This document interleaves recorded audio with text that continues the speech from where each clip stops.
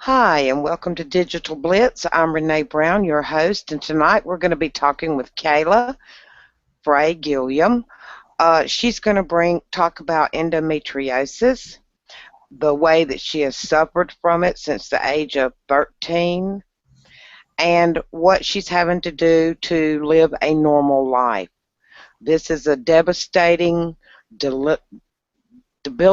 disease that affects more than 5 million or 200 million women worldwide. Welcome, Kayla. Hi. How are you? I'm glad you're looking better and feeling better. Yeah, I'm doing all right today. Last night was a little crazy, and well, with endometriosis, sorry, I'm cleaning my glasses. Honestly, you never really know what's gonna happen. So one day you can feel all right, and actually, I'm gonna readjust this camera a little bit. One day you can be doing okay and feeling all right, and then the next thing you know, you're down for like a week. So it really just depends. But I'm glad I'm feeling better tonight too. Good. Now, Kayla, tell us a little bit about when your problem with endometriosis started. Oh goodness, it started, I think it really started when I was about 11 because I remember going to the doctor a lot and I had what I thought was stomach pains. And he would say, oh, well, she just doesn't want to go to school, her stomach hurts, whatever. And those are the earliest pains I remember. Then I got my period around 12. And that's when all hell broke loose. And I remember just by the age of 13, every time I would have my period, I would be in the floor crying. My mom wouldn't know what to do. It was just terrible. So that's my earliest experience of it. And I just remember just laying there in so much pain and my friends never understanding because they all had their periods at the same time, but no one had the same thing going on that I did. They would just like take some Midol and move on. Now, tell us a little bit about what endometriosis is. I know that you have several other things that come along with it, Yeah. but first, let's cover endometriosis. Tell Okay. us what it's about, what it causes, the symptoms. Okay. Endometriosis is really it's not the same as. So let me clear that up. Not the same as because a lot of people say this. It is a tissue that is similar to the tissue that is the lining of the uterus that breaks down during your menstrual cycle. And that's where it gets elsewhere. That tissue that's similar to it is elsewhere in your body, usually in your abdominal cavity, your it was found on my bladder, bowels. It can be on your pelvic floor, pelvic walls. It can, I mean, it can go as far as the brain in very rare cases. But it's just, essentially where that lining gets elsewhere. And when you think about it, whenever you have your period, it's almost like bleeding internally, and it causes a lot of inflammation because when the hormones get going, it causes it to flare, is what we call it. And that's the extent of endometriosis itself. As far as the numbers go, the 5.5 million that you hear, and it's actually a little higher than that, it's actually approximately 5.5 to 7.5 million women affected in the United States alone, and the 200 million is worldwide. And so those are the most recent estimates as far as worldwide goes, about 200 million. Now, do they know what causes it? There is very, very little known about endometriosis, and I mean, it's been documented as early as I don't know, about 4,000 years ago. It's been recognized and documented, but since then, not much else has been known. I mean, there were studies done in Italy that I heard about where they were doing some studies with fetuses, and they actually found that it's possible that it starts when you're in the womb, and that's how it actually, like, as you're developing, it develops in other, that lining develops in other places. Even males can have it because apparently it comes at a time that your gender isn't fully determined during your development. But that's just a theory. There's not a whole lot that's known about it. as far as what exactly is the cause. That's just one theory. Genetics, they say it could be hereditary. There are lots of causes that they've theorized, but there's nothing solid yet. So, is there a total cure for it? Is there at all? I mean, No. is it No, there's no cure yet. We're praying, like my shirt, it says, we unite to fight, to find a cure. Because that's the big thing is there really is no cure for it. There are some treatments, the most effective of which is excision. That's a type of laparoscopic surgery. There are only a few specialists in the country that are really certified to do this and are skilled enough to do it. Because typically they go in and they just ablate or just burn the endometriosis, and that doesn't really do anything. The burning doesn't. So, and it actually worsens matters. But if you go into a skilled surgeon and you get excision, which is where, okay, think of like this, my hand here is the surface of your skin. This is your skin. There's endometriosis here on the top. And then kind of think of it also like water. This is an iceberg. So there's stuff on the top and there's stuff underneath. And ablation only just kind of burns the stuff on the top. Excision is going to cut out. They take a laser and they cut out what's on the top, and then they cut all the way down into the bottom. So they actually cut it out. And they can do this on any organ in your body. They can do it on ablation. They can only ablate on your uterus. They can do this on your ovaries, your bladder, the walls inside you, everything. They can do it anywhere. So that's a really good thing, is that they can get rid of it from different places. And it's not a cure. Even that is not a cure, but it is a good treatment for endometriosis. It's the most effective. As far as like hormones and things like that go, I don't even trust them. now? What are some of the symptoms? I mean, having endometriosis, what does it cause? Ooh, the most predominant symptoms are, of course, extremely painful menstrual periods. You can have pain, you can have these cramps and pain like I do when you're not on your period, but very painful menstrual periods, pain with intercourse or sex, infertility. There could be bladder issues, bowel issues. It really just depends on where the endometriosis is. But the top three are pain with sex, infertility, and just painful, very, very, like excruciatingly painful menstrual periods.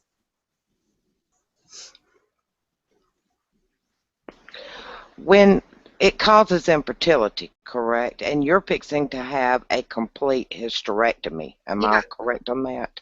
Yes, you are.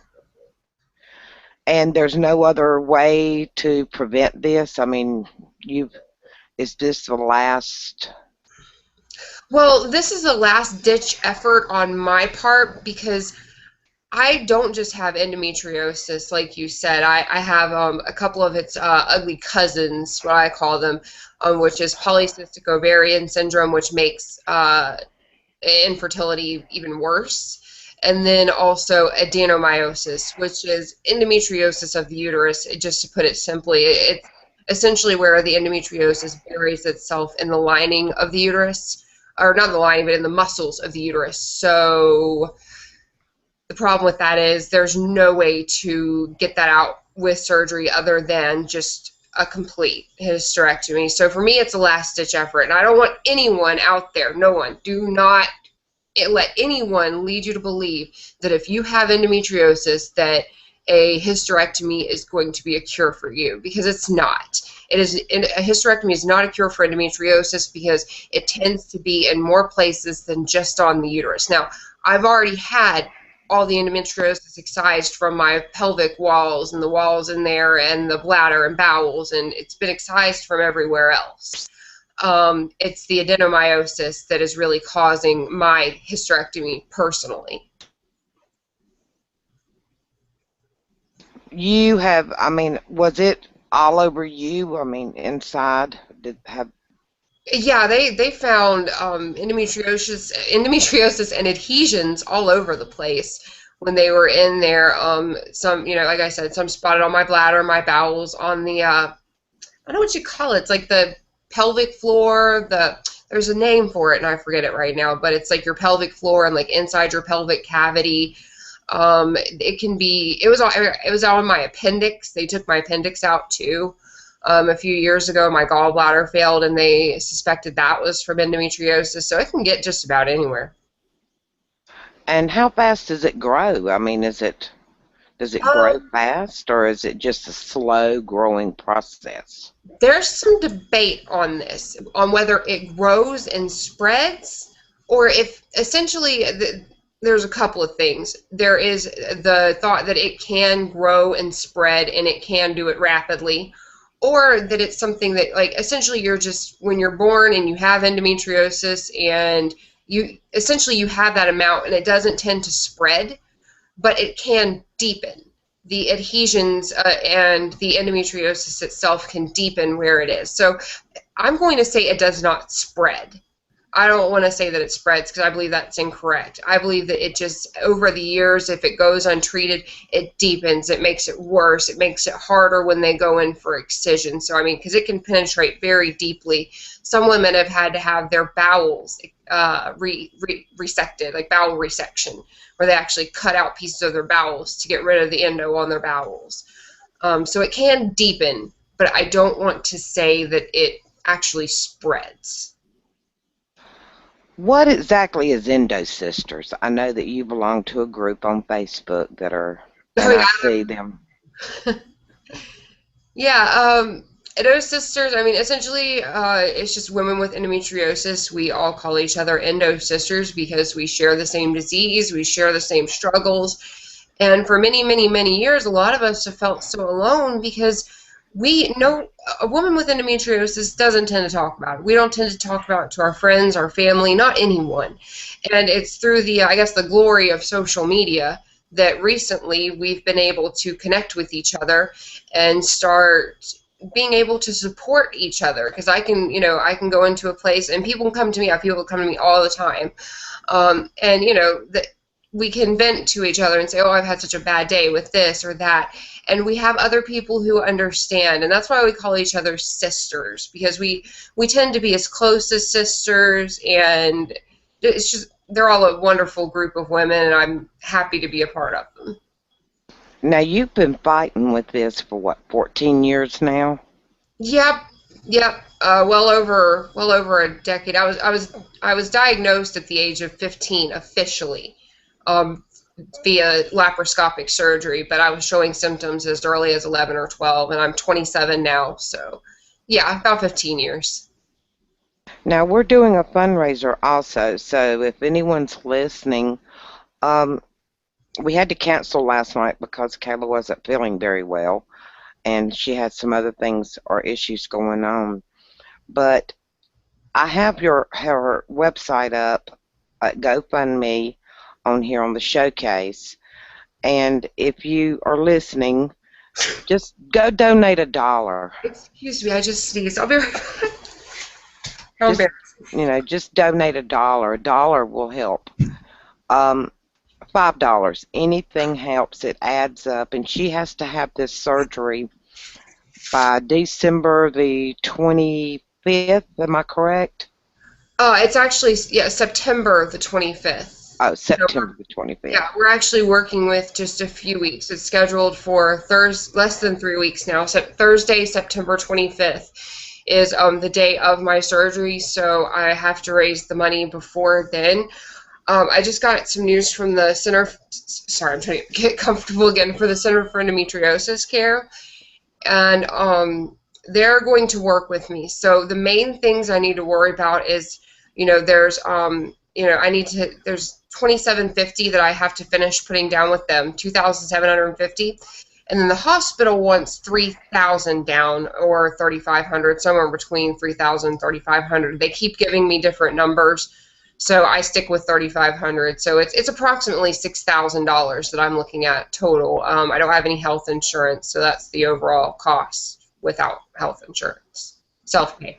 Now, there's not any foundations that will help you pay for this surgery. Like, I know here in North Carolina we have Helping Hands.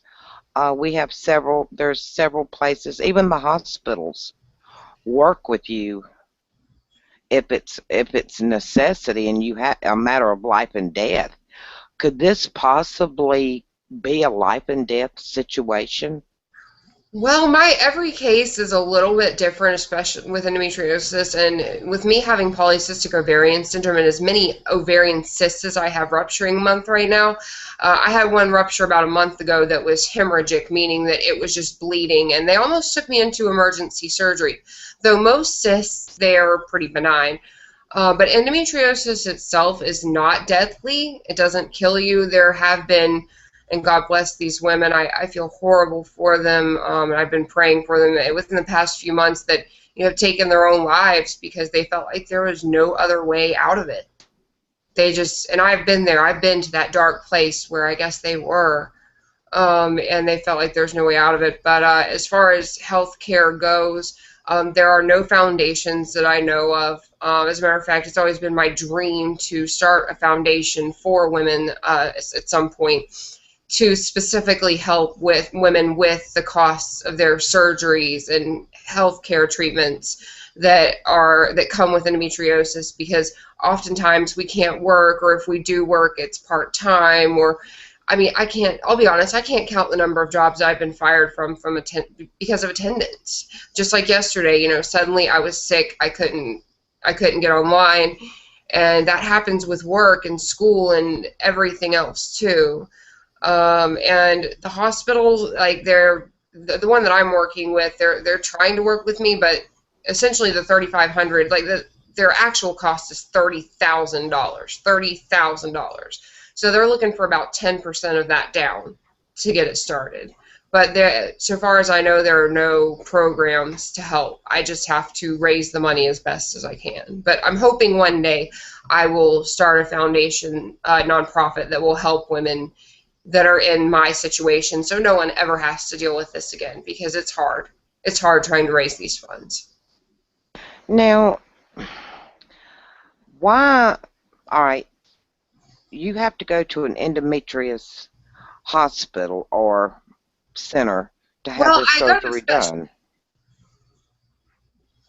Why does can you not just go in and have a regular hysterectomy? Are there other things that they need to do in order to make you be able to live your life regularly? I can't, and I don't recommend going if you have endometriosis, just going into a regular gynecologist and having a regular hysterectomy done. A lot of women have had no success with it. As a matter of fact, it's been really bad for some of them.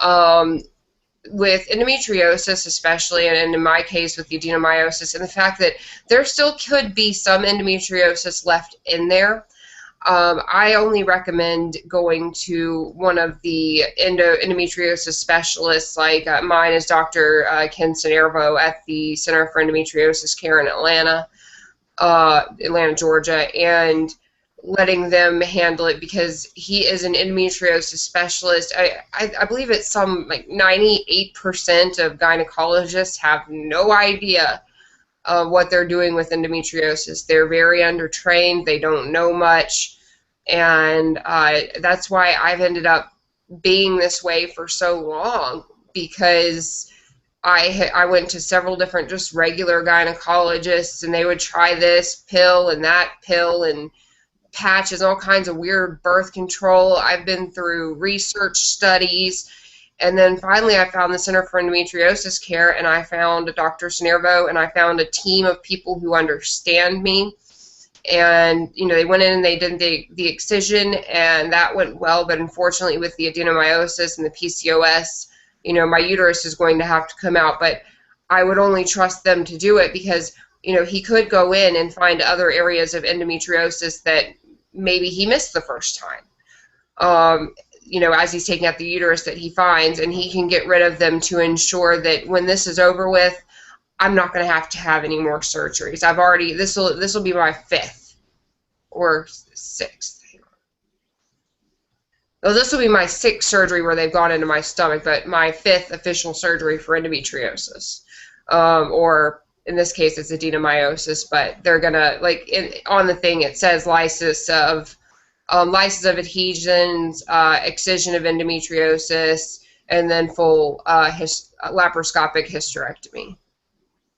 I know that once you do this, and it's heartbreaking that you'll never be able to have children, but you you always have that option of adopting Yeah, and giving a child a home that doesn't have one now. And I'm sure that there's so much love inside of you that you're going to be able to do that. And that, in a way, it's a blessing.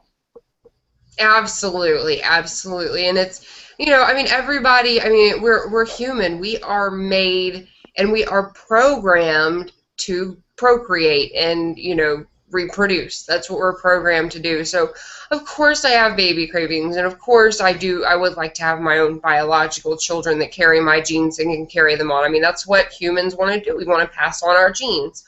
But in my case, I'm not going to be able to, and I've come to terms with it. At first, it was really hard, but I've learned to come to terms with it, and I realized the beauty of adoption and how wonderful it is to give a child that would otherwise end up in foster care or who knows where.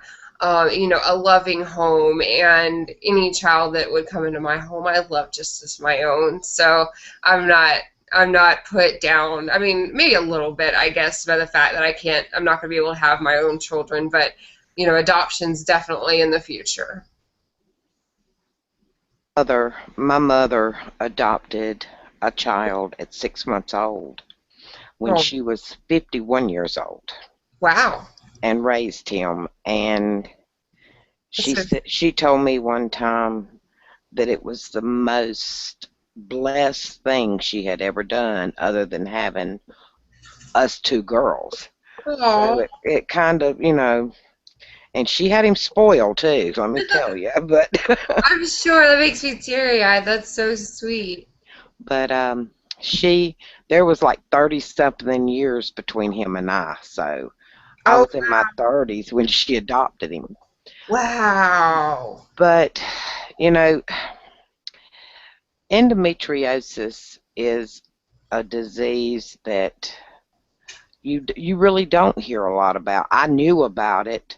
I've heard about it before, but I wasn't aware of all the problems that it causes.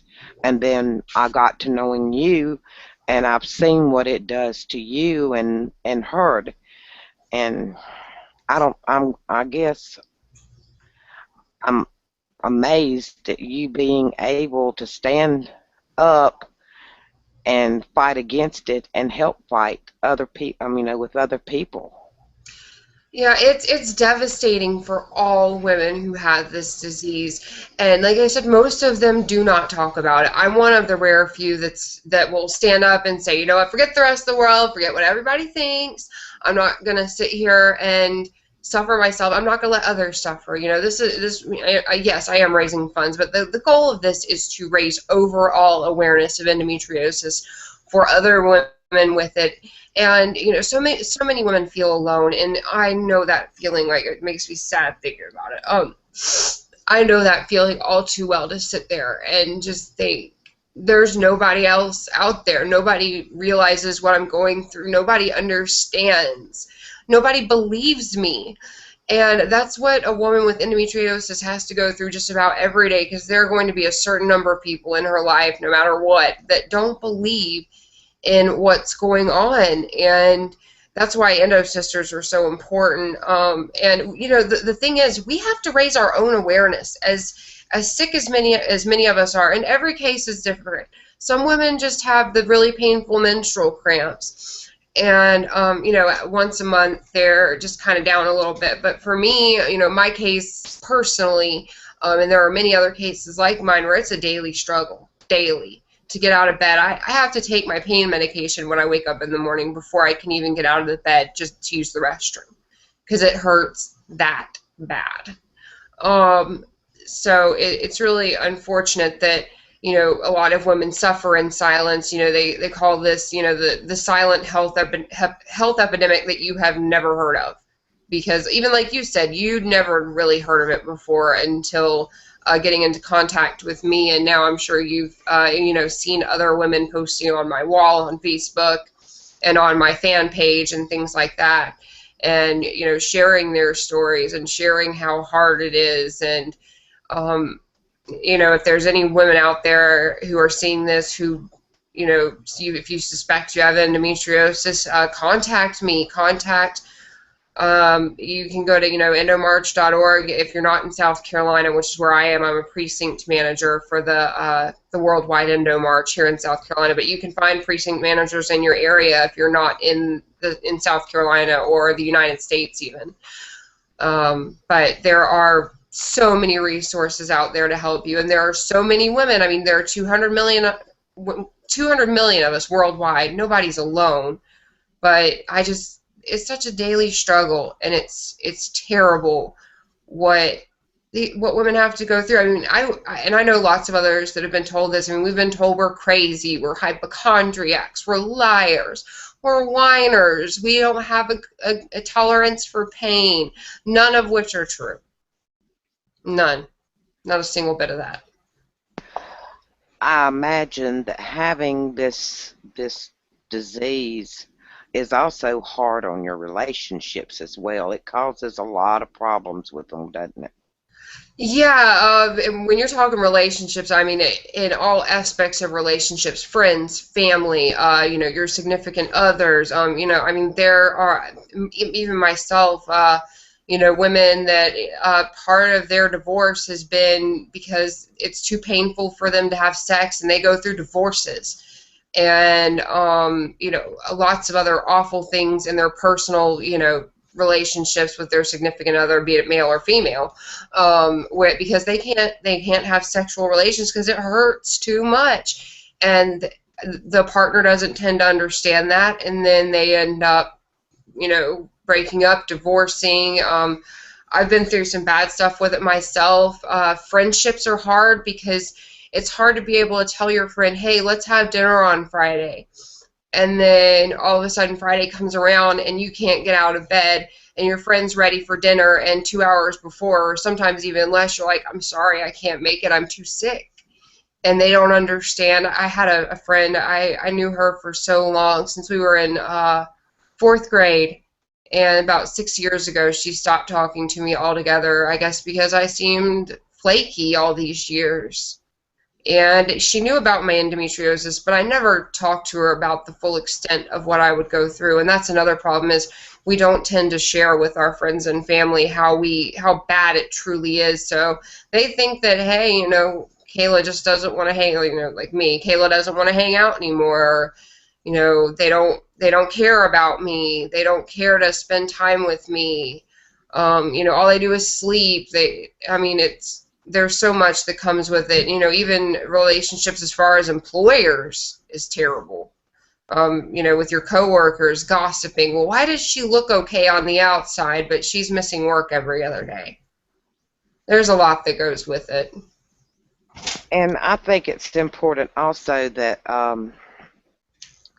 every woman that has this disease needs to talk about it. They need to bring it out into the open, and not keep it hidden inside. And that's why you're in all the support groups, and you're able to come out and say, okay, we've got to support this, we've got to do something about it. Yeah, and we do. And again, I think I said this a little bit earlier, all women with endometriosis, we have to raise our own awareness. We do not have any big corporate or government sponsors behind us, pushing the disease like they do. And I'm not putting any of these diseases down, please. I hope no one takes me wrong on this. But diseases like cancer and diabetes, muscular dystrophy, things like that, they have so much awareness. They have all these big corporate and government sponsors that get out and do things. And with endometriosis, we don't have that. So, like I said, as sick as we are, we have to raise awareness ourselves. We have to find that strength in us to stand up and say, I'm not dealing with this anymore. In my case, I don't want anyone else going through what I've had to go through in my life. And, This isn't something that we're going to take anymore, and we're standing up against it, and we want people to know what we go through, and we want people to know that we're not just whiners or hypochondriacs or it's all in our heads. This is real. It's real. Are there any, like, they do relays for endometriosis, correct? Well, there is the Million Woman March that, well, last year it was in DC alone. Last year it was the first year of it. They actually, I didn't make it myself, but many women, I don't remember exactly how many there were, but they went and marched in DC. This year and that was last year in March. March is Endometriosis Awareness Month. And then this year, or this upcoming year, 2015, March 28th, 2015, the Million Women March will be taking place in Washington, D.C., and I think it's Palo Alto, California. So it'll be taking place in two places this year, but there aren't really any, if you're thinking of like, like how Susan G. Komen has like a race for the cure and things like that, we don't have anything like that yet. And that's something that, as you're wanting to do, is start a foundation eventually. And that's something that you should look into starting it. And I mean, there's resources out there that can help you get funded to do this. Yeah, and once I get better, I mean, the thing is, I'm certain that running a foundation of any kind is a lot of work, especially getting it started. But I mean, I've already joined up with, the EndoMarch, and that's endomarch.org if anyone wants to go to that website, just endomarch.org. But they over at endomarch.org, there's a lot of information there, but I don't. They have ways to spread endometriosis awareness, but my goal is once I get better and I've had my surgery and I can get up and do things every day, is I really want to start a foundation to help women all over the country and eventually all over the world get the surgery that they need, which is really skilled excision surgery, and have it as a nonprofit, get things going like Susan G. Komen does, and have money donated, and so these women, I can donate, I can pull from the funds or whatever and give it to them and say, okay, well, these are, this is for your surgery or your ultrasound or anything like that. I mean, because so many women don't have health insurance that have endometriosis because a lot of us can't work. It's just that simple. And what's crazy is it hasn't even been fully recognized as a disability yet, which is shocking to me. I think it's, in some cases, it's being worked on, but I'm shocked it hasn't been fully recognized as a full-on disability in certain cases yet. Now, say you started your foundation and you had told me that the doctor that you go to is he worldwide, the Yeah, top specialist? yes, he is. He's I think Google says top three, like number three in the country, but I feel like he's the top specialist. But he does see women from all over the world. Women come from all over the world to see him, everywhere. So it's not just women within the United States. Women come from Australia, from India, from China. There are lots of places.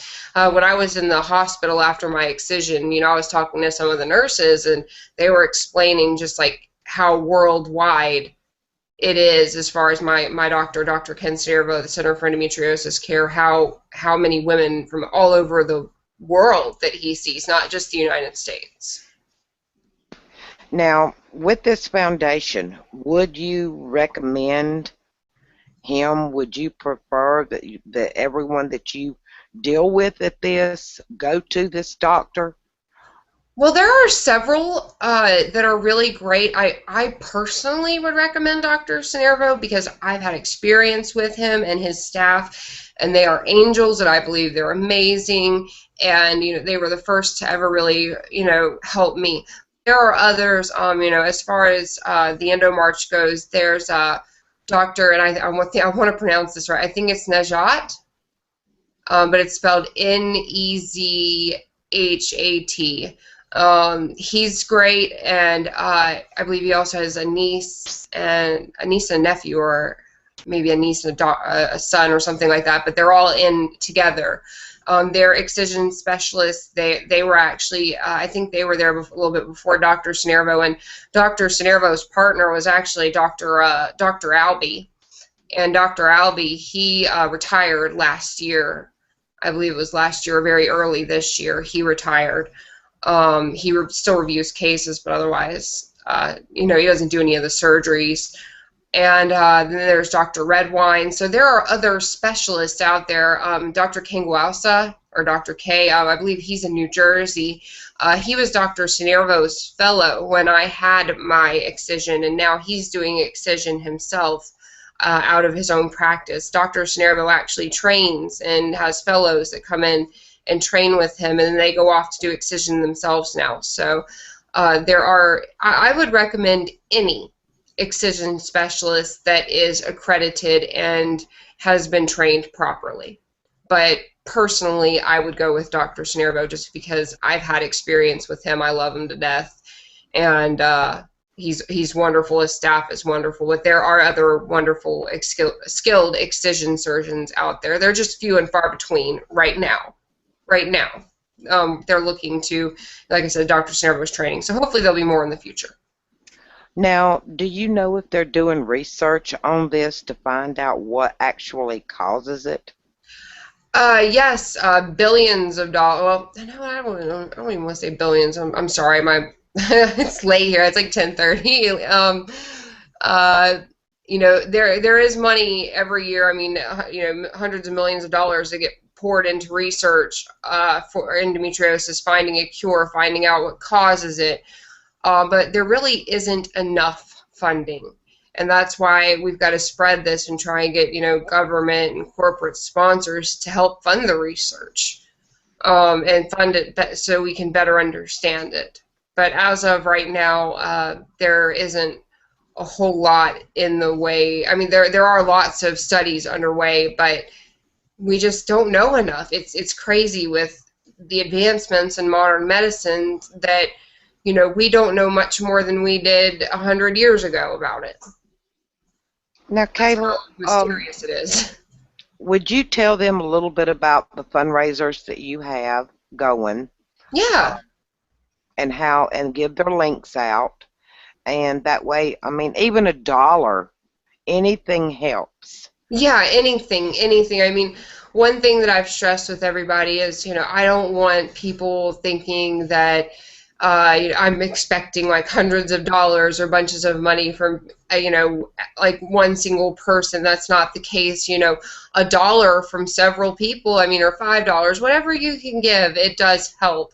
And it's greatly appreciated. I'm not going to look at, oh, that's a $5 donation, I don't want it. No, every penny counts to me. And every penny is appreciated because it gets me, every dollar that gets donated takes me one step closer to, raising these funds. Currently, I've got 2 fundraisers going on. The main one is, and a lot of people are familiar with this website, it's GoFundMe.com. So GoFundMe, GoFundMe.com, and then mine is /Kayla, Kayla, as in, well, Gilliam, or girl. So GoFundMe.com/KaylaG. That's the main one. It's got my story, which I briefly shared with you guys here tonight, and then some other links as well. I even interviewed with a local television station, Fox Carolina, a few weeks ago. That is actually down at the bottom of the page. I've got a new thing going on, and Renee, you helped me with this, is the pie in the face challenge. Anyone, yeah, and if you haven't seen Renee's video, it's awesome. I love it. And I did it myself. I actually, and I even used yellow whipped cream. I used some food coloring to make it a little more fun and more endo awareness oriented. But Yeah, essentially anyone, you go to GoFundMe.com or you can go to Booster.com. That's the other one. There's GoFundMe.com/KaylaG and Booster.com/KaylaG. So they're both the same as far as the /KaylaG. And on Booster, you can buy a T-shirt, which is really cool. It's an Endo Awareness T-shirt. It's $20. And once hopefully we can meet the goal. There's only a few days left, and I've got to sell like 45 more shirts in order for this to go through. So hopefully people will come in and start buying the shirts because they're great for endo awareness. They come in pink and black. You'll see them when you get there. So there's that. And my brain just died. I forgot where I was going. Oh, the pie in the face.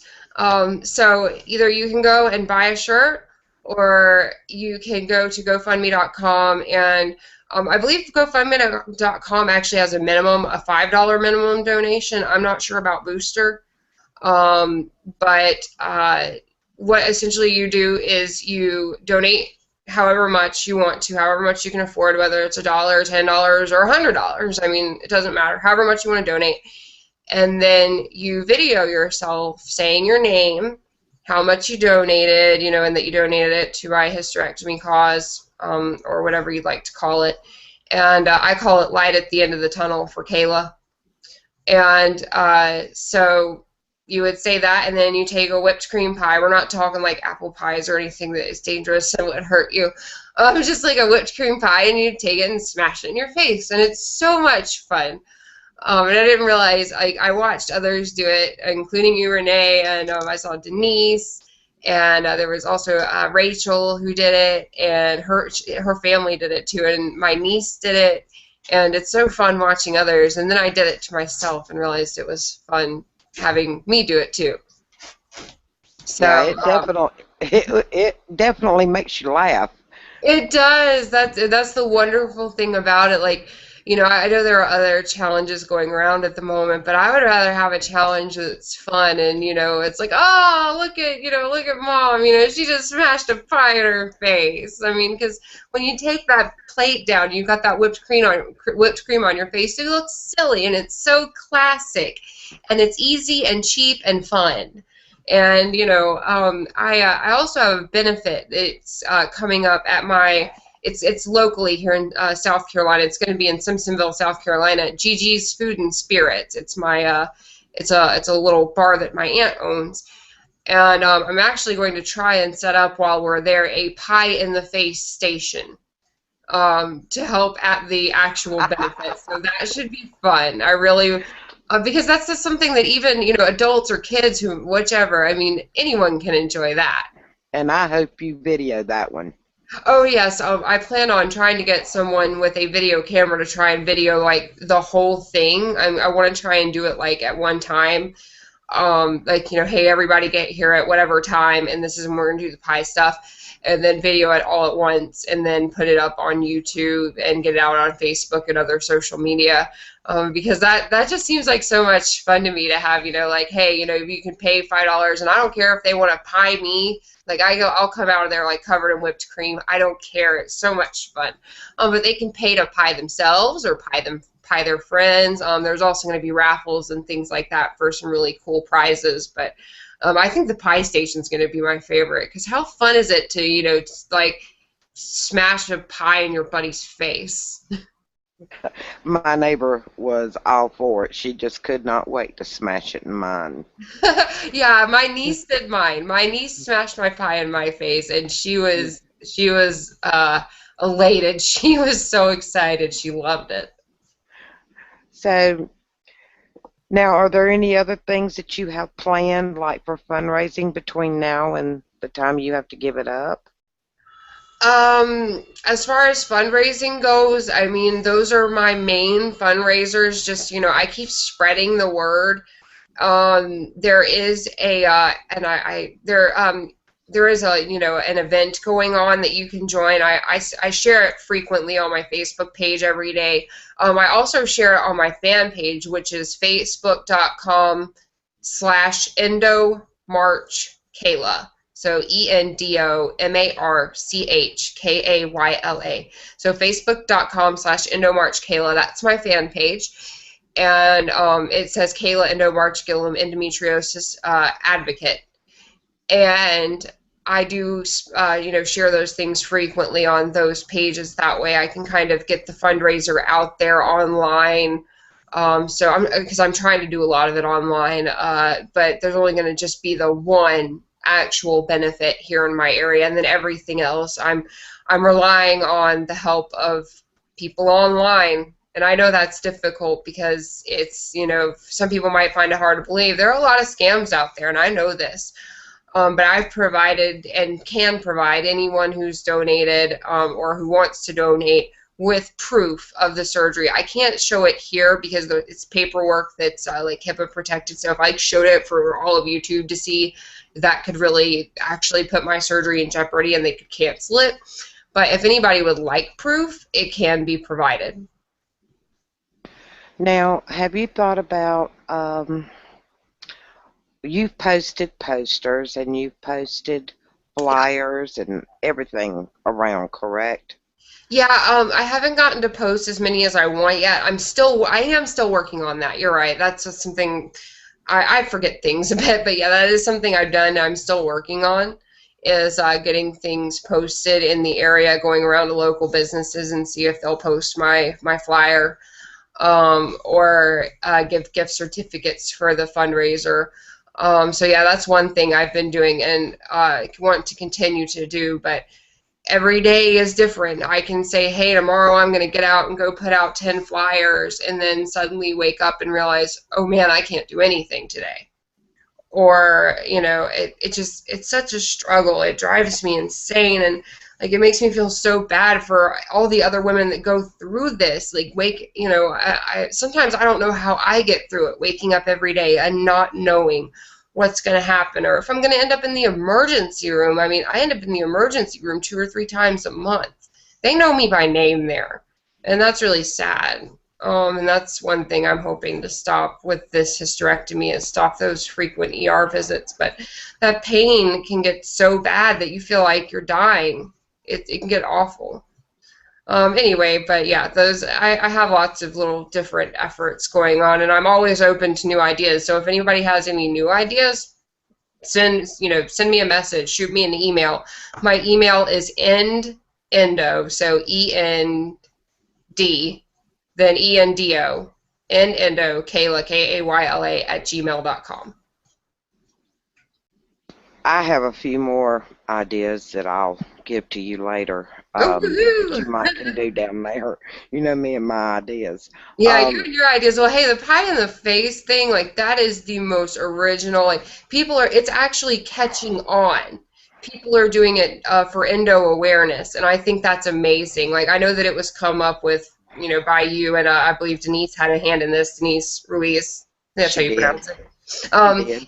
yeah, so you guys came up with it for my fundraiser, but since I started putting it out there, I thought, well, why make it just for my fundraiser? Why not make it for everybody as an endometriosis awareness challenge? Because it's so fun, and it just shows that, we are women, that we go through so much with the pain, infertility. I mean, mentally, we suffer greatly with this disease. It's not just physically. We suffer emotionally a lot more than you would think. A lot of depression, and it gets bad at times. But I love the pie in the face because we can, that's something that makes everybody laugh, and I think it's important for people to laugh. Laughing is healthy, and it's something that's fun. So I'd rather do a cool, I mean, I know that people have been doing like an ice bucket challenge for ALS, things like that, but I think a pie in the face for endometriosis just says it perfectly. We're women that can, be at a level 10 pain, how they have that pain scale, and we can still smile and have a good time. And that's a good thing. And Kayla, I don't want to keep you on here too late. I want you to get your rest. I 'Cause I slept know about half the day, but yeah. I know you haven't been feeling well either. So we're gonna call it a night here. I think we've talked about just about everything that we could talk about as far as endometriosis, unless you have something to add to it. No, I mean, I guess the only thing I want to reiterate is if there's, any woman out there that's watching that has endometriosis and, you don't know where to turn, there are lots of groups on Facebook that you can turn to for support. You can turn to me. I'm always available to talk to anybody, to help you. And if you need help, if you feel like you're alone, again, get on Facebook, find my fan page. That's again facebook.com/endomarchkayla, and I will get you to a group that, because there are several groups for support. And I think one of the key things is, getting women with endometriosis a lot of the support that they need, especially emotionally. But hopefully eventually, again, that foundation, maybe eventually I'll have that going, and it'll help with paying for the surgeries and things like that. And I would like to say thank you and God bless you to everyone who has donated to my surgery so far, and everyone that will help. And and another thing, if you can't donate, because I understand, some people don't have credit cards, things like that. If you can't donate to my surgery, then if you can just share the links when I share them, because you'll see them. If you can just share them, if getting other people to see it, that's key. That way donations stay small. Lots of people donate very small amounts, and it all adds up. Um, I meant to ask you, how long are they expecting you to be down Ooh. after your surgery? I know that I'm going to be in the hospital at least 24 hours. Then I'll have to stay in a hotel in Atlanta by the hospital for at least 3 days. So it'll be over a weekend, because if my surgery's on a Thursday, they'll release me on Friday, and then I'll stay in a hotel until probably Monday, and then I'll get to come home. Thankfully, I'm only about 3 hour drive from the specialist, but it's going to be like, I believe, a month or two, like 1 to 2 months. It just depends. Everybody recovers a little bit differently, but this is a full hysterectomy. The only thing is they are leaving one ovary on my right ovary, which seems to be pretty good. It's my left ovary that's really bad. They're going to leave the right ovary for hormones, but otherwise they're taking out my uterus, my left ovary, my cervix, all of that is going. So I imagine it's probably going to take a little while to heal, at least a month or two, to get through the initial stages. Well, you're in Greer, South Carolina, so you've got a pretty good area Hmm. where you can get around to, like in Greenville and Spartanburg and Yep. Anderson and Greenwood. And I know this because I was raised down there also. Yeah, you know So, this area. It seems small, and some areas really are very small. But yeah, you can definitely. One thing that's hard for me is driving and getting around. But I have friends who have been helping me with trying to do that. So yeah, I have a quite an area that I can spread things to. yeah, I was thinking about that the other day. Spartanburg's huge. Yeah, it is. Greenville's huge. Mm-hmm. So I get lost in Greenville. Yeah, one thing that finally I've learned Greenville pretty well. I mean, living here my whole life, but I grew up in Simpsonville, which is a smaller suburb of Greenville. Right. So it took me a little while to learn Greenville, but I've been living up here in Greer, which is, I mean, I pretty much live in Greenville. It's like right on the line. And so I've learned Greenville pretty well. But, like one thing with like say doing this, hangout session is, my aim is to go, all over the United States, to go worldwide with it. I want, just to scream from the top of my lungs that, endometriosis needs to have awareness. No one's alone, and we need to have our voices heard. It's time to end the silence. End it. We don't need to be silent anymore. You're right. And the best way to do that is to keep spreading the word. And that's what I am trying to do. I know that some people right now, because it is a little mixed up with my fundraiser right now, but I really am an advocate for endometriosis, and my main goal is to help other women, not myself. I actually feel bad trying to raise funds for my own surgery. I'll be very honest with you. While I would rather just help other women. I really would. But right now, I need to help myself so that I can get better and help other women better. Yeah, you have to be well yourself in order to do that. And you have to put yourself first sometimes in things. Yeah, it's hard for me to put myself first because I love my endo sister so much, and I would like if I wish I could hit the lottery and be a millionaire, and no woman would ever have to worry about suffering again. They would all have their surgeries, and I could make that promise to everybody. If I ever hit the lottery, every woman with endometriosis that I can afford to do it with, you will all have excision surgery with one of these great specialists out there, and because I love you guys and I don't want to see you suffer because I know what you're going through. Well, Kayla, it's been great talking with you tonight, and I'm glad that you are feeling better and you Yep. need to get some rest. Yeah, that's what I was about to say. It's about bedtime, but it's been great talking to you, Renee. It's great working with you. You're always such a pleasure, and you're so understanding. And especially considering that before me, you'd never really heard of endometriosis, and now you know a little bit more about, the day to day, like, oh man, am I going to be sick today? Type of thing. And I appreciate you being so patient. I appreciate everybody else's patience that has waited for this interview, that expected it last night, that unfortunately didn't get it. But I'm glad I could be here tonight to get it done. And if anybody has any questions, again, feel free to message me anytime, and or email me. Again, endokayla at gmail.com. You can email me as well, and I'll help you out. And thank everyone for listening. I'm not sure how many listeners we've had because I've listed several places that they can list, but I'll check into it for you. And until next time, Kayla, take care of yourself, and I'll speak with you later. Well, zero And day. and this is love you too. And this is Renee Brown with Digital Blitz, keeping you in the spotlight. Until next time, have a great night.